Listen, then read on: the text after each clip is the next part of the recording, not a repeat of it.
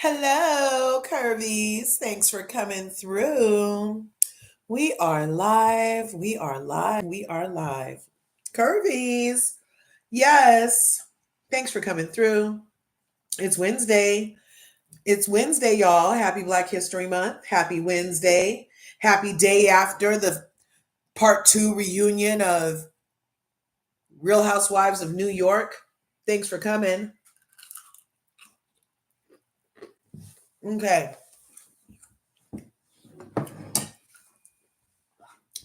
Thanks for being here. Let me see. Now,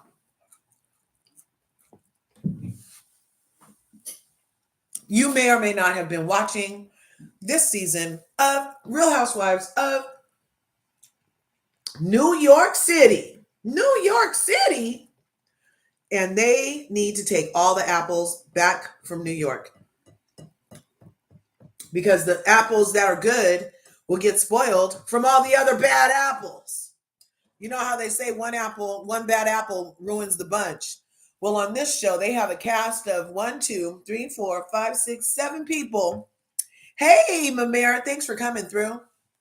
They have a cast of 7 people, and I'd say there are at least 2 bad apples, and then some questionable apples. Okay, and the 2 bad apples got away with murder. Yep, sure did, but not of like a literal person, just of a freaking show. Yep, sure did. So, Real Housewives of New York reboot is a fiasco, you guys. And it's a wrap, okay? The fabulous fashions, the beautiful beauties, the citified Sex in the City ladies of New York, I feel like they failed to deliver. And you know why they failed to deliver? Because there was some self-production going on. A lot of self-production and fabricating and lying. And, a prank on that level is just a lie when you're going to turn around and blame the person that you brought into the thing. I don't know. It was a lot. Hey, One Who Cares. You guys, me and One Who Cares were over at Cooking with Pam. Oh, she does such good stuff. She does all kind of air fried. Your chicken still comes out hecka crispy, but she doesn't use any oil or flour. She does all kind of great recipes over there. Yes, she's awesome. I saw her over there earlier. It was cute.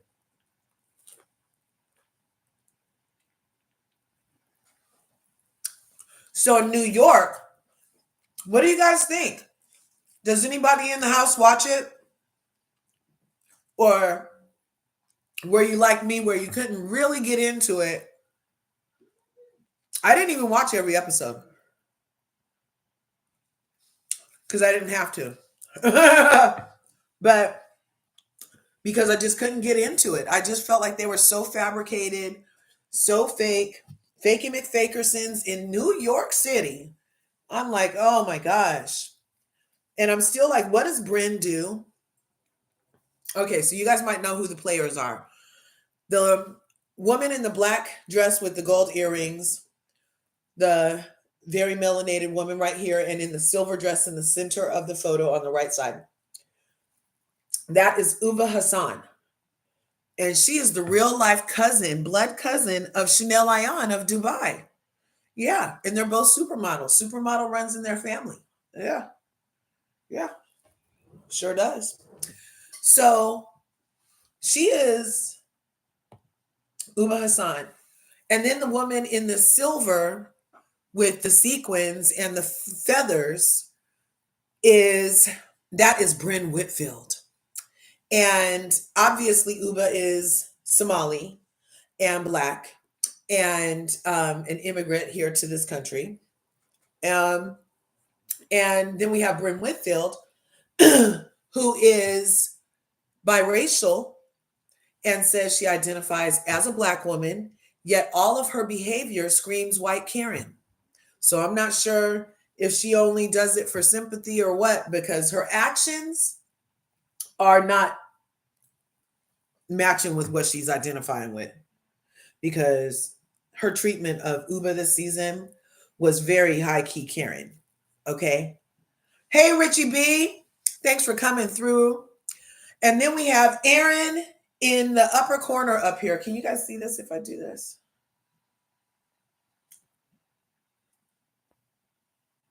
Did that get better for you too? So then we have Erin. Okay, no, let's go from left to right. So the lady holding her ponytail on the far end is a reboot noob. Her name is Raquel, and she is Puerto Rican and an art dealer. And this was her first season and the second season reboot. The woman sitting down in front of her, that is Sai De Silva, an Instagram influencer. Like, she posts her clothes all the time, and that's what she does, along with some other stuff, I'm sure. And she's a mom and a wife. And she was on last season and this season. Last season, I did not appreciate her. This season, she worked on a lot of different things, including what a lot of people had called out to her last season. And she realized she was a little angry, and she was like, calmed down on some stuff. So Sai is also Puerto Rican, by the way. Both women are here in America.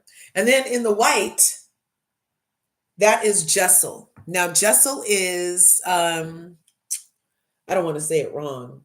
I believe they call it Asian. And she is a person of color. And then we have in the black with the bra in the middle right there with the black and the bra and the glasses, that's Jenna fucking Lyons. Okay. And as it turns out, she has something to do with J. Crew. Okay. And I'm not sure if it's the J. Crew post or pre Michelle Obama, because I only know about J. Crew stuff because I think Michelle Obama was wearing it and making it look oh so cute. And then next to Jenna fucking Lyons, we have Erin Leahy, I think her last name is. Anyway, her name is Erin.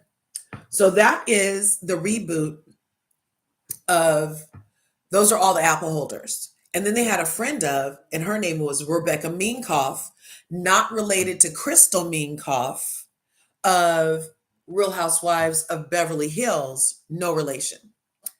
And so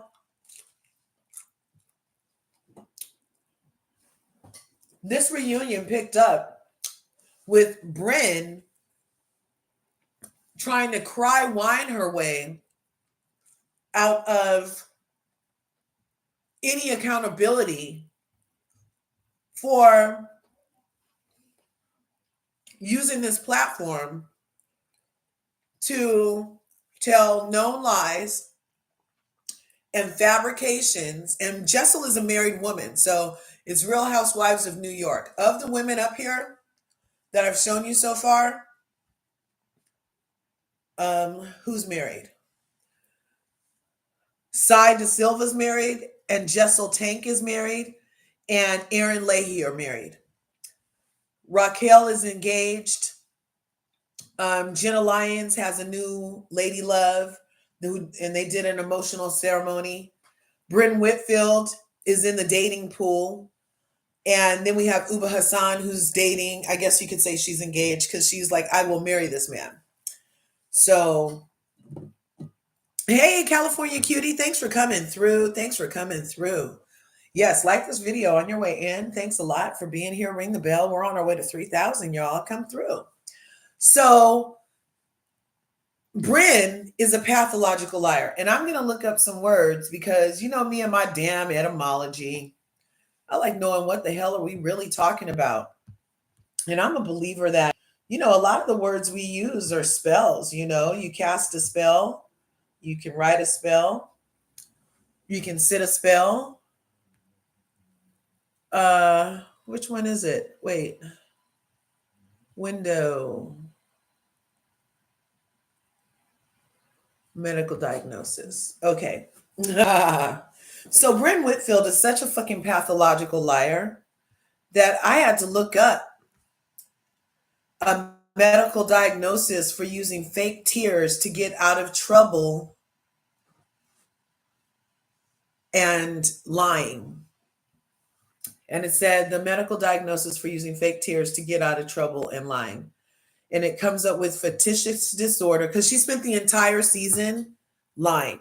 She spent last season lying and causing drama. And these aren't like just little teeny tiny lies. These are like marriage altering lies that she's telling. And then turning around and like blaming the person. So I was just like, is there a medical term for this? Because this is like a lot. Even her co-stars are all sitting on the couch like troubled by the number of lies they have to hear whenever she's talking. It was obvious on this reunion. They were like, that never happened, Brynn. You never said that, Brynn. You never said that. That never happened. All of them acknowledged the level of lying involved. They were like, she's broken. Like, but to bring this type of behavior to TV and to use it in such a diabolical way, I'm like, is there any type of freaking word for this? I knew it was pathological lying. Okay. And that is considered a mental disorder, you guys. And I'm not a doctor, but I'm just being like kind of semi funny. But pathological lying is, they can say it's a personality disorder because you're insecure. And I think as beautiful as Brynn is, her actions are all out of insecurity. Like her lying, telling us that she's telling she's telling Ubah that she's gonna be seen as an angry Black woman after pushing Ubah to the point of emoting an angry response. And then she's like, well, see, you're an angry Black woman. It was just such psychological torment and torture that I couldn't. Okay. And then she did this article where she doubled down on all the lies she told this season. Okay.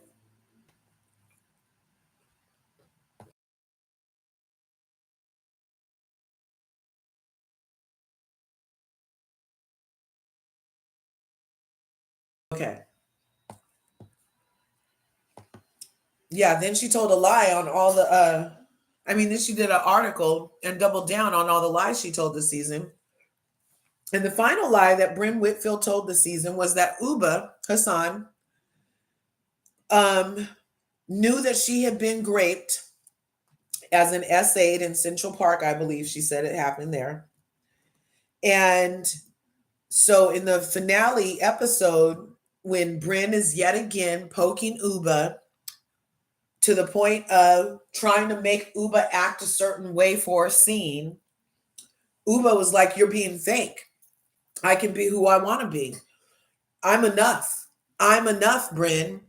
What? I don't know how you got on this show, but I'm enough. I don't know if you maybe slept with somebody to get on this show that you're over here producing, trying to make us all act and pretend a certain way. But I'm enough. I don't have to act anyway except for who I am. And she said, I don't know if you maybe slept with somebody to get on the show. Well, come to find out, Brynn takes it and is like, you said I need a dick in my mouth. You said I need a dick in my mouth. And that's nothing like what was said. And even at the reunion, she kept on saying it. So she's continuing this lie. And so anyway, how she weaponized it was she gets back to the house and the ladies are like, Brynn, this is a lot. And she's like, what do you mean it's a lot? She's like, she's the one that knows I have been raped in Central Park, you guys. And they were like, she does. And she has the nerve to say that you sleep with people to get jobs and need, dicks on your chin, which she never said. But she did say the part about sleeping to get the job. So then all the other ladies turned against Ubah. And they all were sending her hateful energy of how could you energy. And all the lies that Brynn and Erin had set up for Ubah throughout the season came personified in that action, in that revelation, right? So they were like, Ubah's mean, Ubah's unhinged, Ubah's angry, Ubah's loud, Ubah's all of these things, like judging her for reacting to their mistreatment of her, and then going around repeating it and planting these little seeds with everybody while Ubah's not around. And being like, oh yeah, Ubah blows up at the slightest thing. Did you notice? And then do some shit to Ubah and then have her blow up and then look at the person like, see, I told you. It was some maniacal shit. Okay. And then Ubah in the final scene, she's like, oh my God, Brynn, when did you tell me this? When did you tell me this? So that's what they're talking about at the reunion. On top of which, Brynn used her season camera time to not tell us what the fuck she does for a job, or tell us who she's dating, or tell us why her brother had to live with her, or tell us why she moved from the apartment from where she was to this building with no elevator on the top floor, or what does she do for fun? Because all it looks like is that she's a freaking prank pulling pigeon liar. And I'm like, really? It was just a waste. So that's part of why I was bringing this up to us here on LRGA Curves, is because you know how I call it, I do not appreciate when entertainment becomes a triggering event for me. And I'm like trying to use my freaking free time that I use for watching these shows so that I can then, come over here and talk to you guys about it. I mean, and so, but it makes me want my time back when I find out that they're fakey McFakersons and overproducing and, and just lies on top of lies. Why do we need pranks on reality TV housewife shows?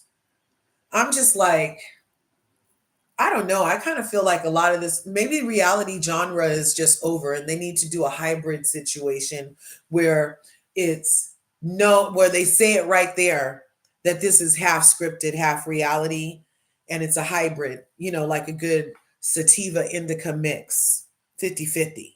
You know what I'm saying? Anyway, let me see. I had some notes over here for this, and we won't be here too long. So the thing starts with Jessel and Brynn. And Brynn said that Jessel, the lie that Brynn told on Jessel was that Jessel said that the love of her life was a black dude that got away. Like I said, Jessel's married to a very same race dude as her. They're both of Asian, I believe. And they are, you know what I'm saying? So Brynn on television says this like it was some secret told to her by Jessel. Then Jessel's watching the episode with her husband, doesn't know that Brynn said this off camera. Nobody came back to Jessel and told Jessel that Brynn was going around spreading these lies about her marriage. And so she's like sitting there in her husband's just staring at her, and they got in an argument, and he used to let her go on vacation alone. And now he'd be like, where are you going? Who are you going with? And be questioning her and looking at her sideways because of the freaking lies coming out of Brynn's mouth for our entertainment. And I'm just like, that's not necessary. And her apple is fucking rotten. Anyway. And then she has this thing where she cries sorry, but she's not sorry. That bitch is not sorry. She hardly ever apologizes. She takes zero accountability. And as soon as you start talking to her about something, she either starts trying to talk over you or she cries and whines and then starts talking over you just so you can't get your point across. Okay. But the crying sorry, not sorry is crazy. Now, like I said, she spent the whole season with Erin going around painting Ubah as the angry black woman. And this is Jessel. So she spent the entire season painting Ubah as the angry black woman. And even though she harmed Ubah with her lies, She, through the end of this reunion, was Karen to the end, you guys. Brynn Whitfield is such a fucking Karen. To the end. She did all this harm to Ubah and literally sat and snivel cried through the end of the reunion, talking about how scared she is of Ubah. So again, with this, that Ubah is something to be terrified because she's rightfully upset this bitch lied on her on TV. She is another Lisa Barlow, one who cares. Hey, Dustin, what's good? Thanks for coming through. Yeah, another Lisa Barlow. And you know who else she is? I said that Brynn Whitfield is another freaking Giselle Bryant. Both of them use their proximity to whiteness to torture other melanated women for entertainment. Both of them. But Giselle doesn't cry about it. Giselle just sits like impenetrable, emotionalist bitch.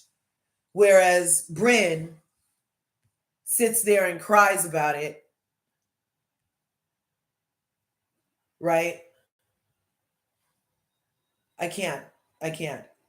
So look what's happening though. Casting call right after this part 2. This came out 1 week ago, January 28th, after part 1 rather of the reunion. It came out that they are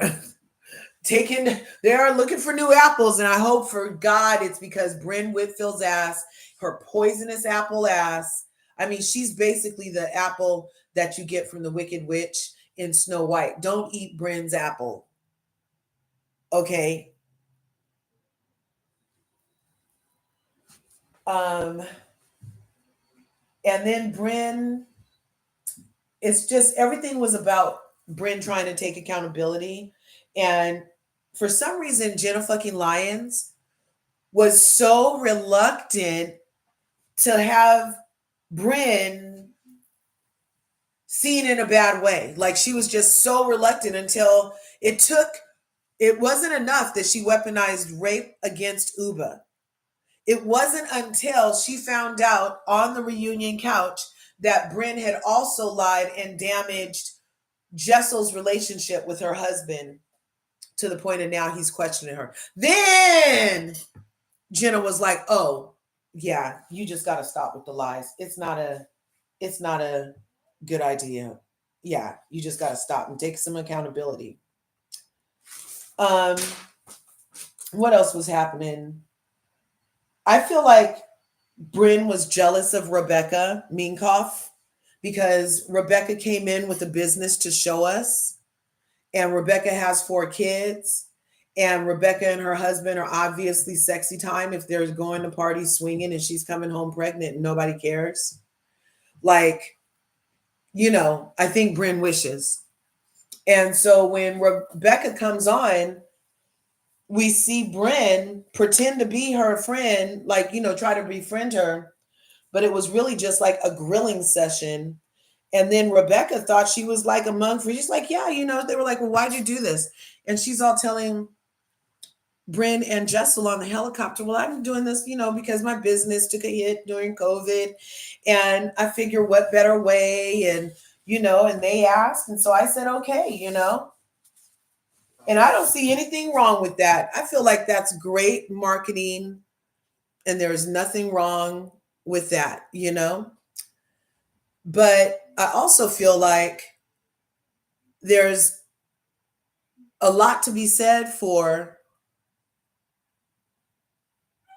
her pretending to be the girl's friend. Then as soon as she gets to everybody else, she's like tearing her down for what she told her when she had a smile on her face. And it's just some more Karen behavior. But then I did feel like Rebecca Minkoff was attacked and disrespected over her double religion self. And I do still feel like Whoopi Goldberg should get an apology for having to go on a freaking apology tour that time. She said that Judaism is a religion because even Rebecca Minkoff and Erin Leahy both just said it's a religion and nobody's making them go on an apology tour. But her Scientology for some reason, got everybody's panties in a bunch, and I'm not real sure why. Um, and Erin, I'm telling you, Erin just ended up turning on Rebecca, and Rebecca came on as Erin's friend, yet she did that thing on that the housewives do where you bring a friend on and then you insert that knife in your friend's back or vice versa. And it seems to be the formula. It hasn't broken. Mia did it to Jackie. Jackie did it to Mia. Erin did it to Rebecca. Rebecca wasn't holding back on Erin. You know, and it's usually the people that bring you in are the ones that have the knife sharp for you. Um, let's see. I had a lot more notes, but I just kind of feel like the level of lies that Brynn did was even more damaging than anything they say Monica Garcia did in Salt Lake City. Um, because those weren't lies. She helped put a criminal away. We should be thanking her. Um, I'm crazy. Uh, what else were we talking? Oh, so then we finally get to Ubah's grace. I did want to talk about that. Ubah Hassan, full of grace. That's why it says on the title, Ubah full of grace, the ladies in waiting versus Brynn the pathological liar. Because Ubah and her beautiful self, Ubah's flawlessness, Ubah Hassan's flawlessness. She was like, I forgive Brynn because she'll make me ugly if I don't forgive her. I'm gonna let all of this go. And she sat there and listened to the excuse after excuse and lies and snot crying. Oh, please let me be the victim and not you. And oh yeah, by the way, why don't I ever see Andy freaking Cohen handing black women tissues? I'm not sure. I'm not sure. He made a point to get the tissues down the couch, and I never saw him pass Ubah a tissue at all, not once. And she had tears streaming down her face. She was using her gloved hands to wipe and pat her tears. She was not getting tissue passed to her. Pass me a tissue, Tito. But Ubah full of grace. She ended up forgiving the trying to overtalk her Brynn. And then, oh yeah, finally Raquel said something about Ubah being mad about the beach. And then the two Puerto Ricans, Raquel and Sai, again, were trying to blame tourism in Puerto Rico on Ubah Hassan having an aversion to dead birds and ugly beaches. And I'm like, Ubah has every right to think that's not the most beautiful beach in the world, but still want to go and get on it. But I don't want to put my feet in the water. I really don't even look. And if that thing is dead over there, then what was dead over here yesterday? I get it. I get it. But for them to try to be like, oh my God, we don't want Puerto Rico seen like that and to see that it's dirty, we'll clean the fucking beach. I'm sorry. I'm sorry. The hell of people walked past that bird before they got there. And I'm surprised that production doesn't like walk the area first. They had some chairs set up there. From now on, new rule: if the housewives are going to be someplace on a beach, they need to walk from the chairs they're in all the way down to the water to make sure nothing is dead there. And then when they arrive, one of them won't say, "Oh my God, this beach is gross. There's this dead shit. The water's gross." You know what I'm saying? No, they won't have thoughts. But I did not like how they were like, again, looking around for the nearest black person and blaming her for some bullshit. If you want a better reputation about your fucking beach, clean up your dead birds, even though it is just part of nature. Because you might get a tourist who will freaking yelp about the dead birds on the freaking beach. But if you're going to waste my time in your apple on arguing with this lady about what she said about your fucking beach, bitch. Anyway, and Sai piped up at that. Who else did what? And then we had some more of emo dumping Brynn, the emotional vampire, freaking trying to emotionally manipulate by trauma dumping and then playing victim so that she doesn't have to take accountability for being a fucking villain. It's tiring. And then even in her apology, she was sliding Ubah some more, talking about, I don't go to my room and vomit. Ubah was so sick to her stomach at the accusation that she would have known that Brynn was raped and not said anything and been so insensitive as to like say, you slept somebody to get with this job, that she physically got ill and threw up. And then while Brynn is sitting there snotty and apologizing, I'm telling you, the trauma dumping emotional vampirism going on over there with that bitch. If she's back next season, I'm not watching for surely. But knowing Bravo, they might give her a fucking raise. They might give a pathological liar ass Brynn, who we don't know what she does, a raise.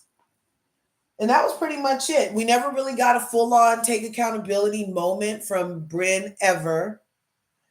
They let the whole, we never had to have Erin take any accountability for being a co-signer on the defamation of Ubah Hassan and the painting of her as an angry black woman. She got off scot-free, like nobody, they didn't send the ladies the scene of Brynn and Erin feeding the homeless, feeding the hungry with their city Meals on Wheels thing in New York, making a plan to go against Ubah because she's so mean and scary, and nobody said anything. Erin didn't get any heat.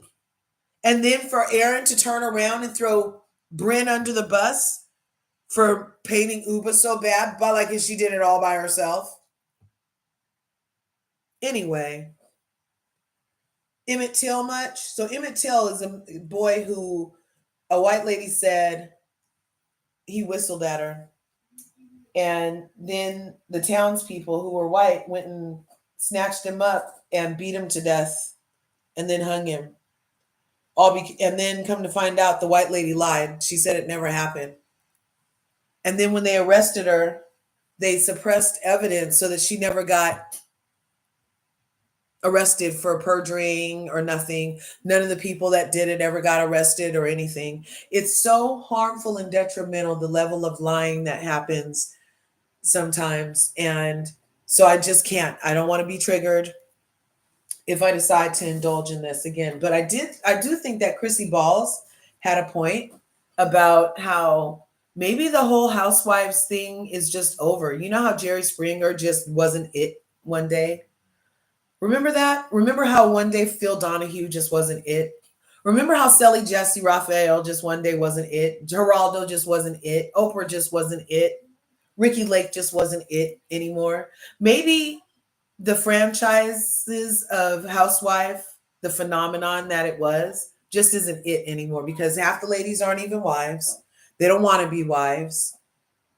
I mean, so maybe they just need to get a new stick and perhaps a new bag. I'm not sure. But if they're going to mess around and hand out apples last year, they need to throw away the rotten ones and keep the good ones. To me, Erin is a rotten apple.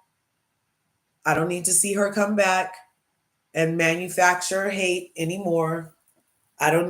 Sai was likable this season, but she needs to pipe it down on blaming other people for the tourism of someplace she only visits. Now, Rachel, she seemed interesting, but I don't know. There's something about her that maybe she could be a lot more. I don't know. Maybe it was just a first season like jitters. I could see her back. Jenna fucking Lyons, of course, can come back. Jessel, love her and Pavitt. And definitely Ubah Hassan. So basically, only Erin and Brynn need to go, and they already got rid of. Rebecca Minkoff got rid of herself. But if you guys know anybody in New York, they're casting. And if you know anybody who has what it takes, then We might see him on the TV, y'all. Anyway, that was pretty much the season, Real Housewives of New York. They were high fashion, though. Super high fashion. This lady right here, Jenna fucking Lyons, wore a black bathrobe and a hair turban. Last year she wore jeans. She's very comfortable. She's very comfortable. I love it. High key fashion.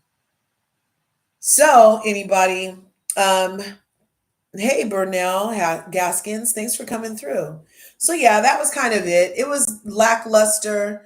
Um, the white dress and the gold dress can leave. They can get some other dresses to fill in, like get 3 new dresses. And let's try this again. Maybe let's try this again. But the first sign of self-production or fakey McFuckerson or fakey McFakerson stuff, and I'm out. Reclaiming all my time. Won't be wasting brain cells or breath on Real Housewives of New York anymore if they don't get their shit together. Yeah. Anyway, you guys, thanks for coming through today on LRGA Curves. I know we're getting ready to go watch Real Housewives of Salt Lake City reunion. And Mary is about to dust Meredith up, okay? She's going to dust the floor with Meredith's taking calls from Jen Shaw's ass. But nobody wants to talk to Monica. But you're taking calls from Jen Shaw, Meredith, after you sit up here for 2 seasons now and drag Sean, freaking Angie K's husband, for some bullshit you say that he implied about you that you really did. And you're dragging that shit on, but you're taking calls from Jen Shaw, who talked cold, hard shit about your kids and said that you and Mary got her arrested for some bullshit, and you're taking her collect call, bitch. But you and Sean have a problem, Meredith, really? You and Monica have a problem, really? That's a lot. Shawshank must be coming back. Not till they said 2026. Yeah, I think they said one who cares. I think she's coming back in either 2026 or the first part of 2027. Yeah, she keeps trying to get out early, but I guess she might be just black enough. She said she was blacker than Mary. And maybe it's true if they're going to make her serve most of her sentence. Yep. Anyway, you guys, thanks for coming through. Remember that you're awesome, that you're great. Okay, there's enough to go around, so go get some. I know it's late, so get some rest tonight, but tomorrow get up and go get some because there's enough to go around and you deserve it. Okay. In the meantime, smash the like button, smash the subscribe button, leave it in the comments, and I'll see you in the next video. Oh yeah, ring my bell so you can get notified now.